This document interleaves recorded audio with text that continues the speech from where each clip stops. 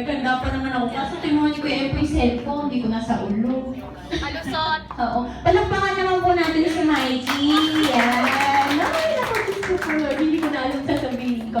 Nag-enjoy ka dun sa trip natin kanina. Natuwa ka, sinutukan ni Edu Manzano. Oh, naso ba si Edu Manzano? Tsaka si Luis Manzano. Ikaw, sino ka? Si Jessie Mendez. Joke lang. Hindi, biro lang po. Ayan, hindi ko na po alam sasabihin. Sinabi ng lahat ni Ate din. Ano ba? Hindi. Ako, nag-iisa lang ako anak. And lagi akong blessed pag meron akong nakikilala na tinuturing akong family. Kaya. Oo, kasi wala naman kaming gift ni Kuya Empoy but only love. Tapos nagpapasalamat kami sa life niyo, ni na Mami. Kasi you never treated us like just yung kakilala lang sa church or member lang ng church, but you have treated us like also their own children.